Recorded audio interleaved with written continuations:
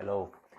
I thought for a long time to make a video on AnandTech and other websites that you may know very well, such as Tom's Hardware and others that actually left or mostly left the internet. And why do I think this is important?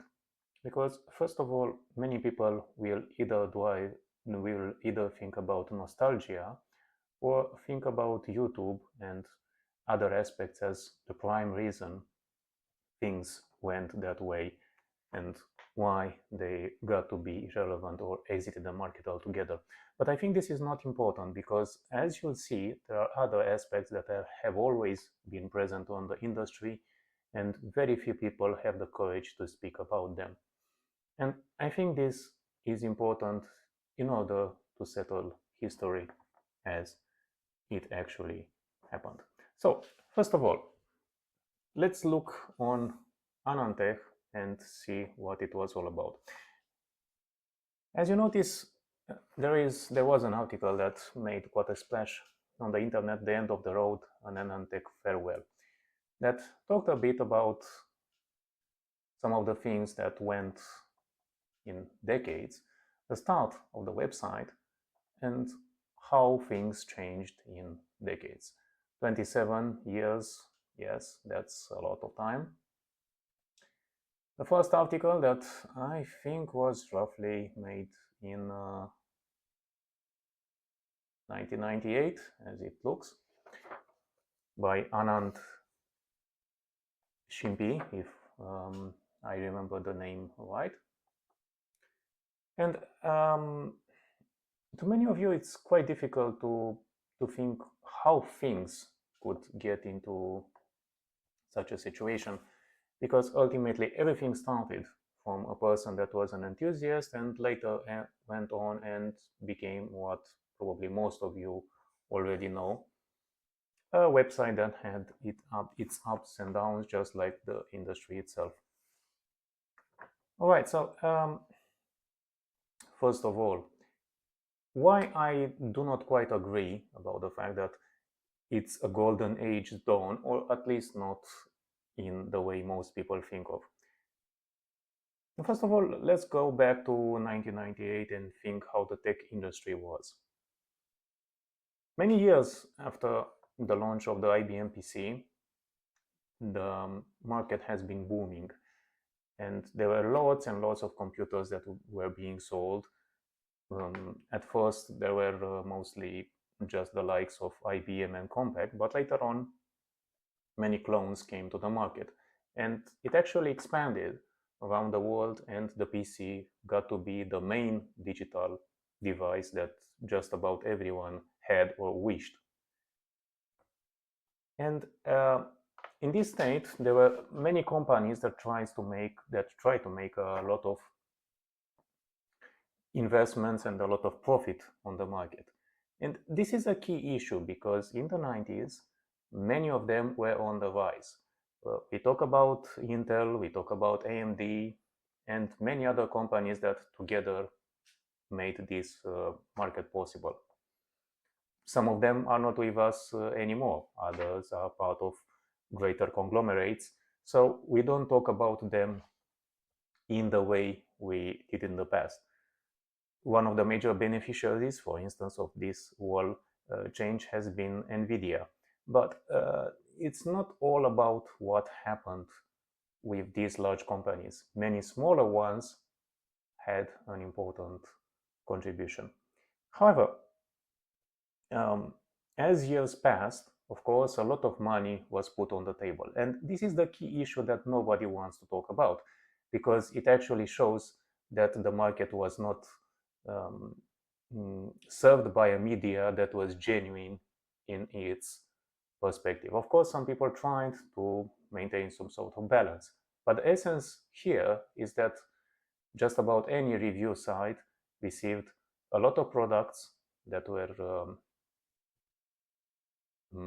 released by the manufacturers, and all of these products came to be as an important part of how the media got access to various information and was possible to make a splash when very few people actually had those products.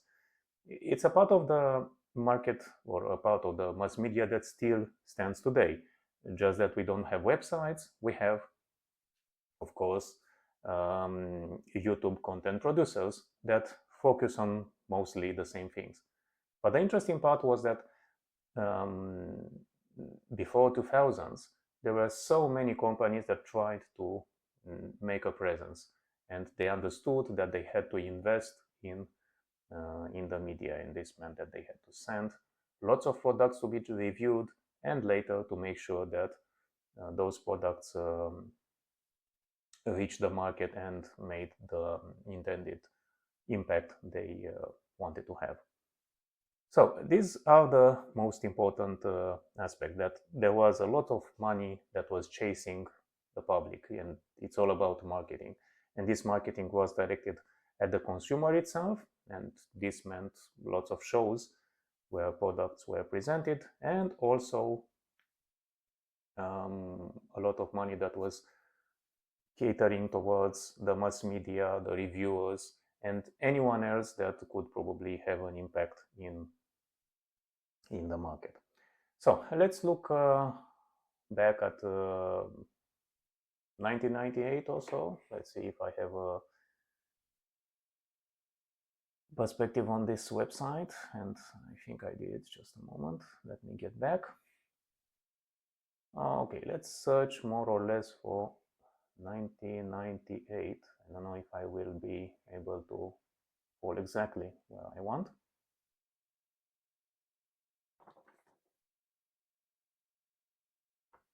Unfortunately, it takes a bit of time. I could have gone to the website and just try to find the first article, or roughly the first article that was being written by Anand Shimpi. However, I wanted to show to you exactly how the website looked, because you're going to understand so much more just by seeing what it was all about. So let's look over here. The company that is sending me the Deck Alpha 543 that I'll be reviewing. All right, so this just goes on to show that many companies sent very costly equipment that was not possible to reach. Of course, Anand was a tech enthusiast, but think about one aspect. A small website he had, and he probably launched in 1997 or so, got to this level of prominence quite quickly. You don't have to think that there is something special about the way he and others reviewed. Of course, it could have been that. However, think about the most important aspect. Many companies tried to have hardware that reached the mass media so that it would be reviewed, and this was a surefire way of increasing their visibility.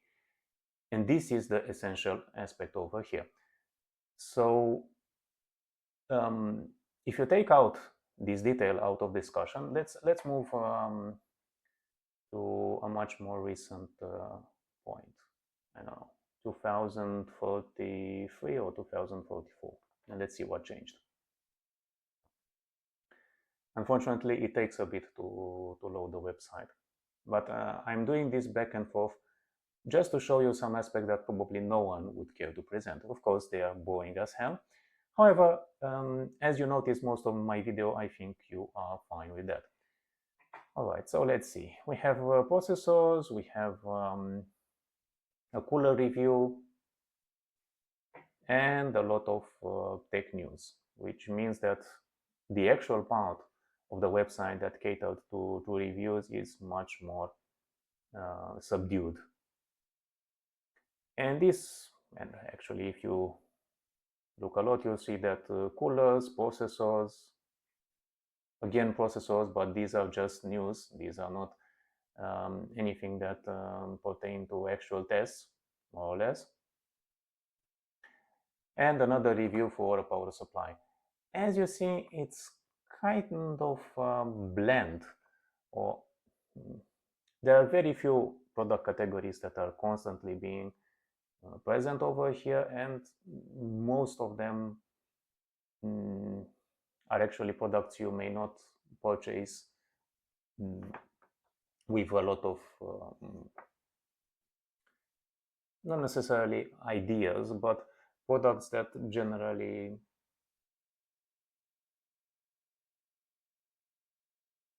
do not have such a large impact. Think about one aspect. In the past, video cards have been essential to this market because they were catering gamers, and they still are essential right now. But think about what the typical user right now has. He has a laptop. He doesn't have a desktop because a desktop takes a lot of space and because such devices actually consume a lot of power, and today's energy costs are not necessarily as low as they have been 25 years ago or so. So those are the important aspects. The fact that the market has changed a lot, and this means that these kind of products do not have such an impact, and reviews about them have a much more limited impact. And of course, the market matured, and but keep it simple. Think about the aspects that changed. People use products differently today, and most of these products are actually not on an expanding market. Let's go back to 1998. Just a moment so that I can be more or less accurate.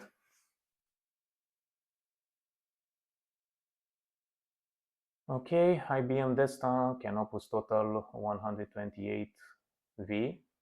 That is, of course, a video card, and video cards were very popular back then because few people had 3D accelerated video cards or 3D accelerated video cards that had a very good performance or capability.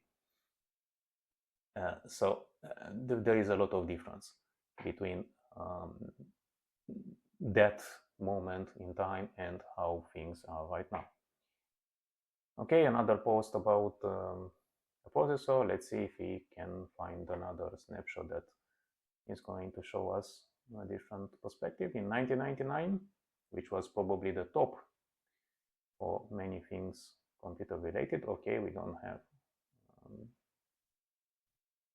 Okay, let's move further. What's new for December? Okay, we are still in December 1998. Highlights. Yes, a USB scanner. Who remembers those products? They were very interesting back then because, again, the situation changed a lot. Think about products that were being sold as single function devices. Now we have a USB scanner and a printer, and the market has been so much reduced because there are just a couple of manufacturers that still release such products that we don't even talk about them anymore. And of course, most of the focus these days is how major companies sell you ink supply services, such as HP, for instance, rather than products that are actually being bought and considered as a standalone product without any kind of service attached. So again, very different perspectives, and of course a much smaller market because products are being sold as multifunction devices rather than one device for each function. Let's go further. Oh, CD, DVD rights, DVD writers. Again, another market that is totally non-existent today. Think about so many products that you had to have on your computer. You had to have CD writer, you had to have USB drive, you had to have a camera, perhaps, if you were an enthusiast and were taking photos. Nowadays, you probably have a phone, and most people do not have a compact camera anymore. Let's move further. And of course, modems and other devices that were used to access the internet, which of course nowadays we don't. Or if we do, we just use the ones that are provided by the internet service provider, or we use different products, but it's not something that you probably replace in 2 or 3 years as it was in the past because technology was advancing very quickly. Okay, let's see. ATI was manufacturer of video cards that was very popular back then, and of course was part of a competition between ATI, NVIDIA, 3DFX, Matrox, and so many other card manufacturers that do not exist anymore, or at least do not exist as we know them back then. NVIDIA, of course, exists, but others do not. So think again, each and every company contributed, had a marketing budget, and of course chased reviewers, sent product reviews, and this is how they stayed relevant. If you look right now, cooler reviews. So it's a wholly different market. Let's look further.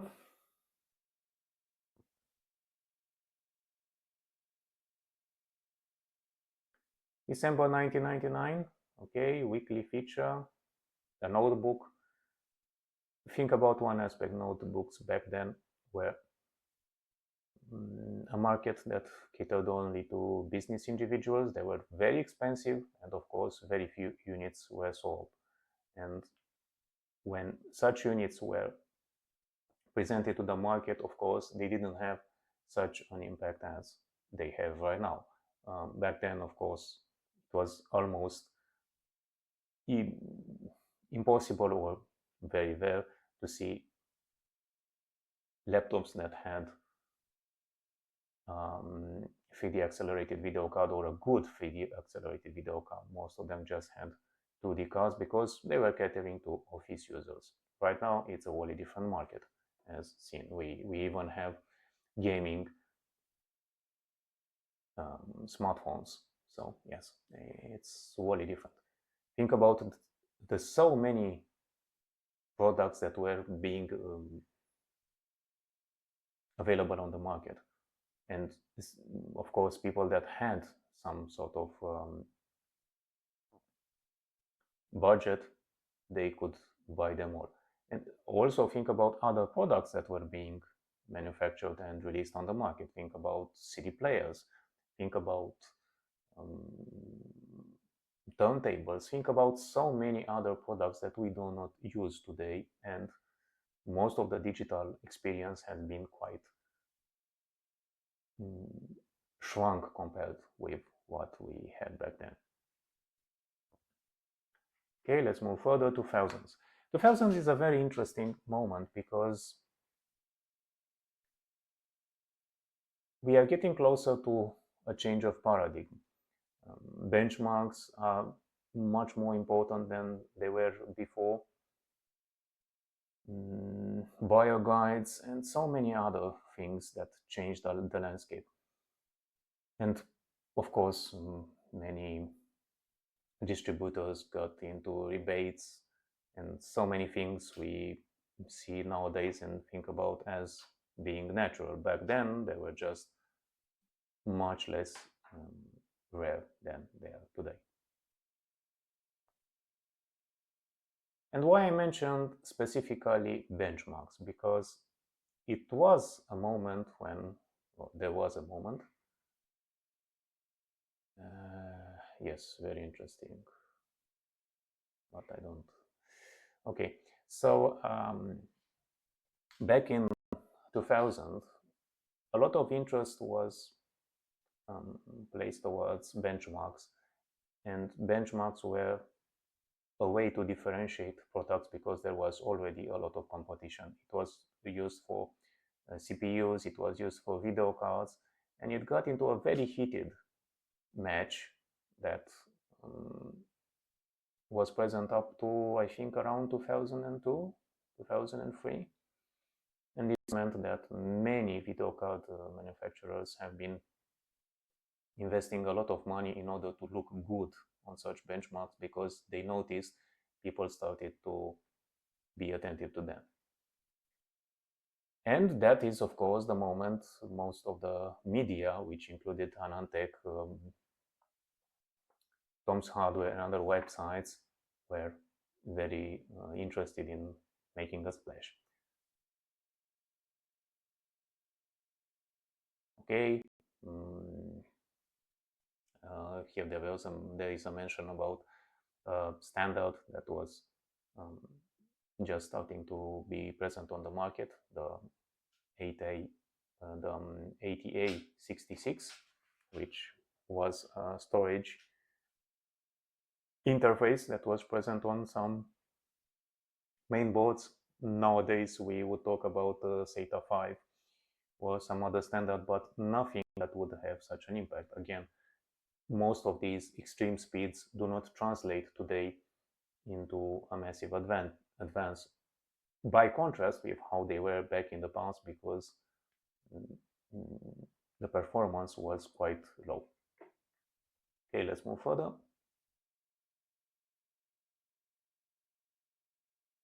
I think I should have probably jumped some years because this is going to take a while, but anyway.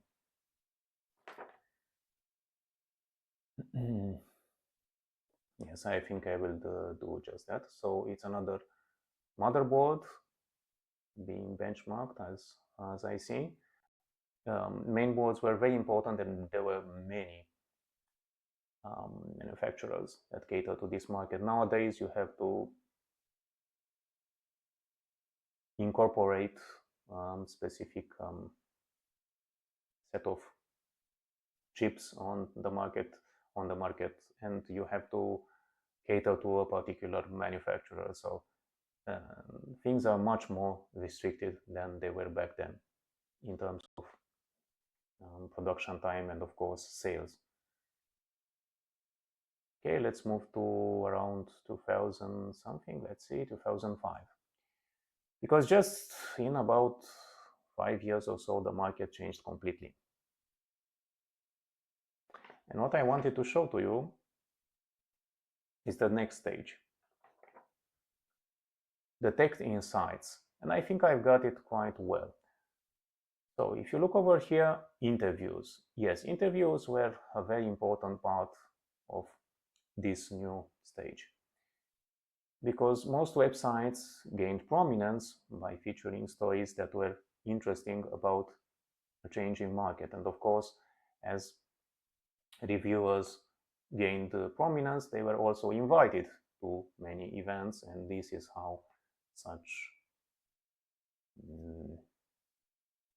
articles were being present on their websites.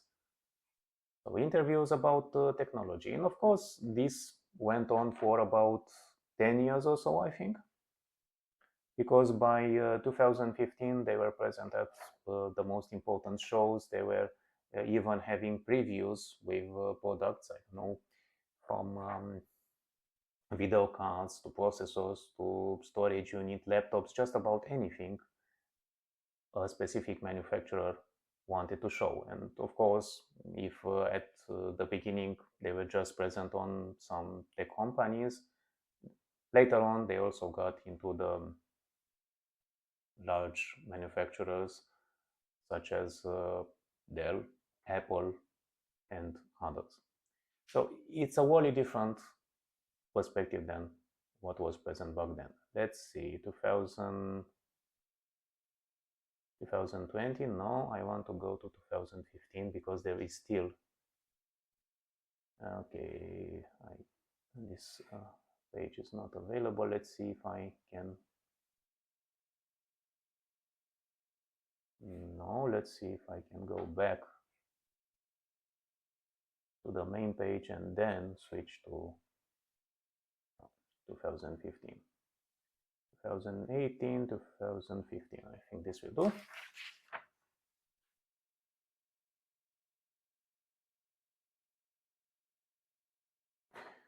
Okay, display reviews, yeah, nothing new. Another video card, laptops. Probably this was the moment when tech review websites such as AnandTech got to the top. Of course, there is something separate to be said about what actually happened with Anand and how he got to Apple, but this is not really important. From one point further, of course, there were so many reviews about Apple products. I think around 2011 is a good moment.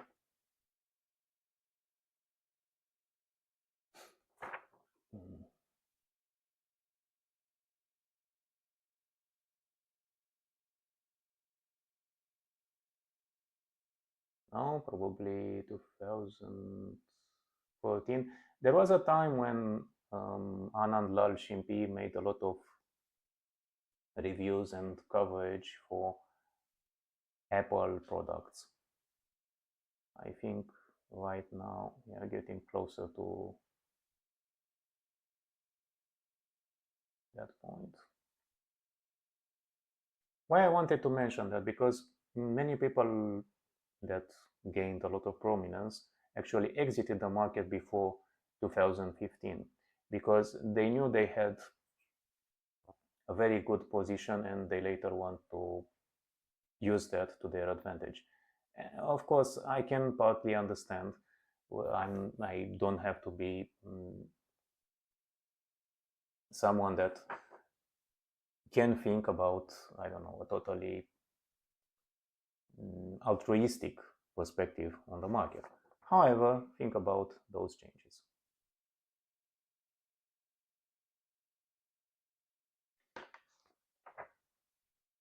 Of course, later Anand Lal Shimpi got to work for Apple, and this is how things were different. And of course, from one point further, other persons took on the mission of maintaining the website.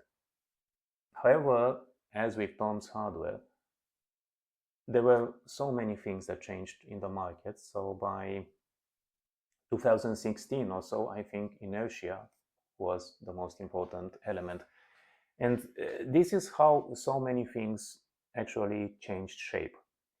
Because we don't have to go and see the market in such a glorious light. We have to see it for exactly for what it was. It was a market being built on marketing money that was put to the side or was offered by major manufacturers, distributors, and just about anyone else.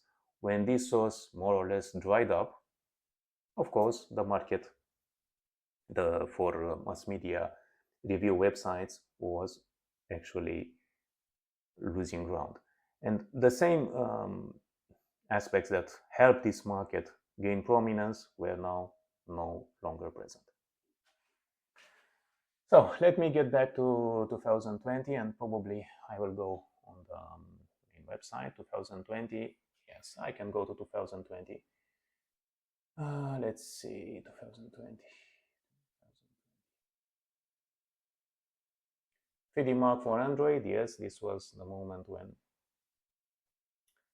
back in 2020, when smartphones gained a lot of market, and of course laptops changed completely how we see gaming. And for casual gamers, this was, and even for seasoned gamers, it was a new option to, it was a new avenue to explore. Okay, let's see, 2020. In 2020, there was the COVID situation. And many experts thought that we will be embarking on a new journey, and most of the people were changing habits, were gaming more, and of course, everyone was expecting that the money put aside for entertainment would go indefinitely. I wasn't, but it doesn't matter. And as a result of that, of course, there were lots of investments, and later, as everyone knows, there was a bubble that burst. And when that bubble burst, probably around 2022, 2023, many people realized that the tech market is not going to grow as expected. Of course, as a result of that flop, many people got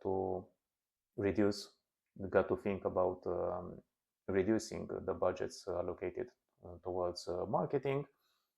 And this meant that there was another crisis for review websites, because they were not having anymore the amount of publicity they could have before, because of course, if nobody sends you products to review, you have very few materials. And of course, there was a payment that was available to do advertising and probably product placement. That is a separate issue that no, not many people want to talk about, but probably it was part of the market as well. I'm not sure, I'm not going to talk about that, but let's say that it's a potential income source. Anyway, what matters is that the market was in decline, and even as of today in 2024, most of the websites that catered towards reviews have been in a serious decline due to less products being launched and, of course, less products being sent towards reviewers. And, of course, there is something to be said about the fact that absent that, most of the interest is actually much lower. At this point, I can mention something about YouTube and the rise of YouTube content providers and, of course, the YouTube experts on various fields. However, I see that problem more as a side issue because, of course, some of them got to quite a high prominence, and you probably know about Linus and other persons that are very well known.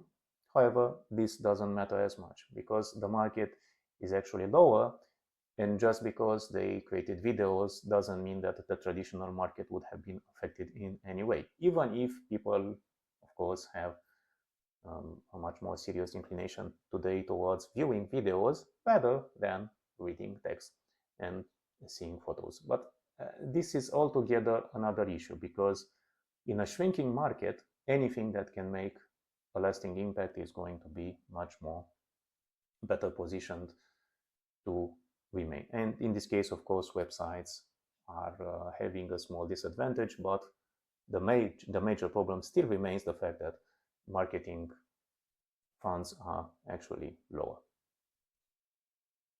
So we've got about to the present day, and I will look for the website and go exactly to the point we are today and comment a bit about what actually happened. So let's see a bit. A long journey, one that started with the review of an AMD processor. Okay, this was in April 1997, and I wanted to go back to this. As you see, I talk about processors, I talk about benchmarks, and of course about the potential for performance. This was how things started. A simple reviewer buying something for himself and reviewing that product. This changed into a whole market that sent hundreds of products probably to reviewers, made possible various competitions, and of course all the coverage that could be added through conferences, product launches, and just about anything that pertained to developers and other aspects that were important. Okay, let's get back to the current moment. Okay, what I can say.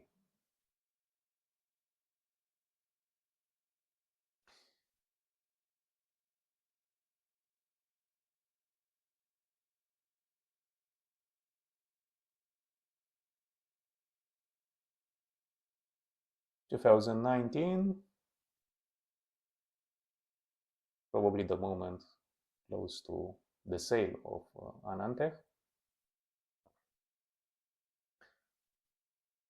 And publishers that more or less gathered more review websites because everyone wanted to exit the market as it still had a market value.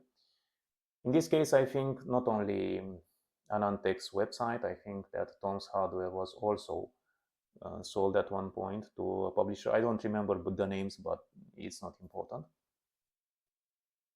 The major aspect is that they wanted to exit the market because they knew everything was in decline and the perspective was not a highly optimistic one. And from that point further, creating stories, paying reviewers was not the essential model they try to focus. They had the goal, of course, just about any company, the publisher, of course, I'm talking about him. The goal was to have, of course, less expenses and more profits. Profits meant advertising, but of course, advertising is linked to the amount of people that are actually seeing the website, and paying reviewers. The most important and easiest perspective is, of course, to reduce the amount of reviewers, reduce the amount of websites, and hoping that syndicated stories or stories that are more or less similar are going to be enough to keep the market. In this case, of course, it's an oversight, the publisher, but this doesn't matter anymore. When the market is declining, few persons are actually thinking about all the expense of trying to create a website and trying to create the same presence that these guys had before they sold their review websites. So now we are in the position where, of course, some people look and say, of course, it was a wonderful journey, everything was joyous, but I don't quite agree with this perspective. I think that it was a place where people got to profit a lot, and there is nothing wrong with that. But I think that the way in which some things were changed, or at least talking in an eloquent and in a straight way about what happened in the industry, matters a lot. I think the typical consumer, the typical guy or girl, had a lot of advantage due to the presence of these review websites, even if they didn't cover in a balanced way what they were presenting. Of course, why it's a long discussion, as mentioned. When people are chased with money, it's obvious that they may have an incentive not to present things as they were, and this was mostly the case. Some people knew about when such situations actually occurred, others could only guess. Ultimately, many people gathered a lot of knowledge on hardware and software, and this, of course, is one of the major benefits of living in the current world. On the other side, of course, I think that it's good that we are sunsetting these review websites, because for many years they didn't have quite a good contribution, and they got to be, not elitist is the best word, but they became very highly detached from what actually happened on the market and what actually happened with people in general. And because they were accepting products that were catering towards the luxury segment or the upper intermediate one, they didn't serve the public they wanted to say they are serving. So there was a lot of collusion and a lot of there were a lot of attempts at making things seem what they were not anymore. And everyone actually lied to themselves when considering if after around 2010 or so things were as they were before, because they clearly weren't. So anyway, after a long rant, I think that we are right now at the cool down period, and this is highly obvious. Probably we are going to have a very interesting few years ahead with all of the talk about AI and about software having another probably major quantum leap it's going to make. And I hope that this video, even if it was highly, let's say, highly difficult to ascertain, may bring you a good perspective. So, have a good day and enjoy everything you would